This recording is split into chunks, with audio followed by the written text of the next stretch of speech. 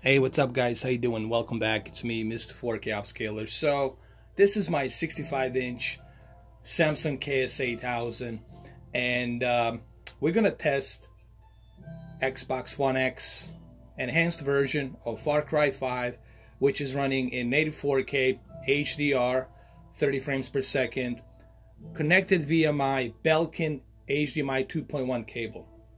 So without any further ado, let's go ahead and let's do this, because I only have 10 minutes to do it. I'm going to first go through the game, talk about it, show you the difference, and then I'm going to show you my picture settings that I'm using for this TV.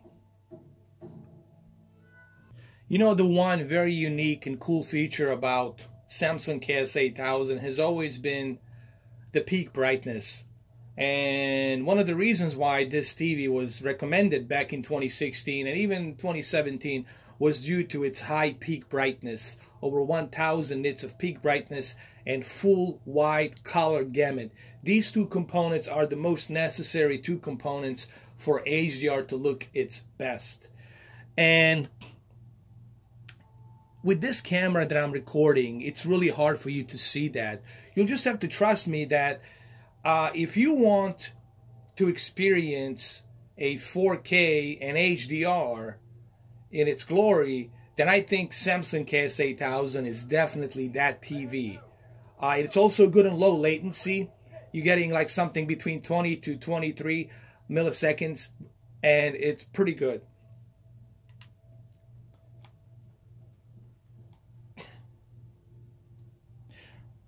And if you're wondering what type of color temperature I'm using here, I'm using warm 1. Warm 2. I'm using a warm 2 color. Because warm 2 color, it's definitely something that, you want to utilize with this TV. Because you want to avoid that blue UV light. That blue UV light, I would not recommend using at all. That cool temperature blue UV light, it's only used on the floor, like in these big shopping centers, Best Buy, whatever. They're like representing that TV because they want you to see how bright it is, and the blue UV light will give you that brightest peak brightness nits. Okay. Can't talk today. And that's why they do that.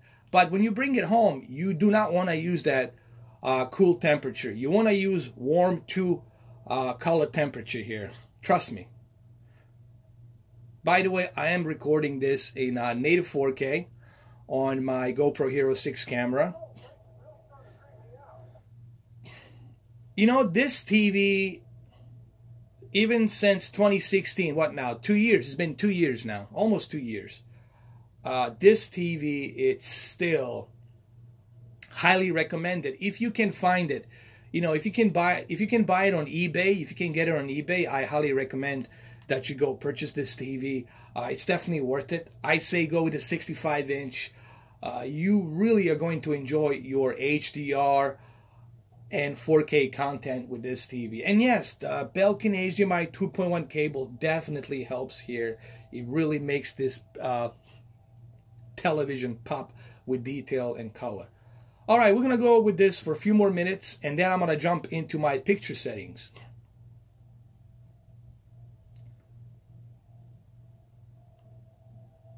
There will be a PlayStation 4 Pro version comparison here as well. I just want to let you know that that comparison will be there as well.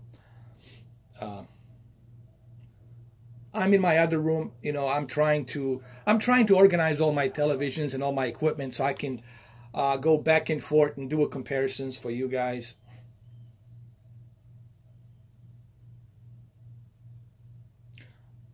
It looks stunning. You know, now you're gonna ask me which one's better. Is Sony X900E better than the Samsung KS8000?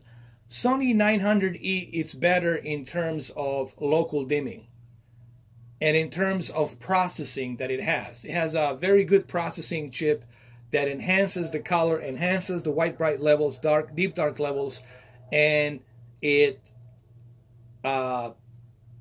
makes sure, what it does basically, it makes sure that there's no bending light.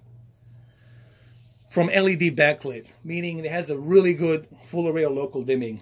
However, a couple of things that Sony is lacking is obviously peak brightness. It doesn't have a high enough peak brightness on 900E, and the full white color gamut is just, believe me, a million times better on Samsung KS8000, because Samsung KS8000 is using a very sophisticated quantum dot technology that represents the colors to BT 2020, way above Rec 709. So with Samsung KS8000, you're getting a over 1,000 peak brightness nits and the quantum dot technology. However, the edge lit is that one thing that really puts this TV to that.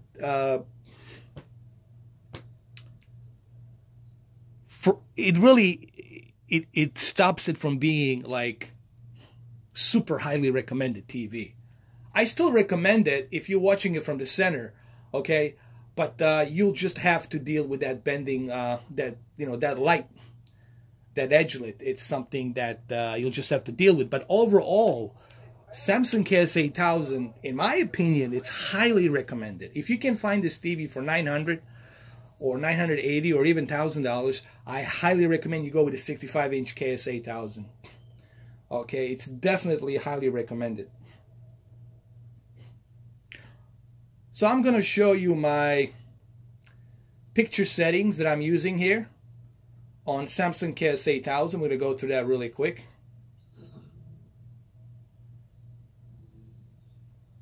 Alright, so let me go ahead and let me show you my settings that I'm using here. Alright, so I'm using a standard mode. The reason I'm using a standard mode is because I don't want to sacrifice any picture quality. Yes, I can go to a game mode, but if I go to a game mode, I'm going to lose that picture quality that I want to enjoy. Remember, the reason you bought the Xbox One X, it's to enjoy the picture quality, HDR, and 4K resolution. That's why you bought the Xbox One X, and now you need a TV to display that imagery and that detail, and this is why I'm putting it on the standard. Let's go to the expert settings. Now, the backlit here will have to be to the 20. The contrast will have to be to the maximum because we are using HDR. So remember, the backlit and contrast always will have to be to the maximum because you are using a HDR content. If you are watching non-HDR content, you can move this down, okay?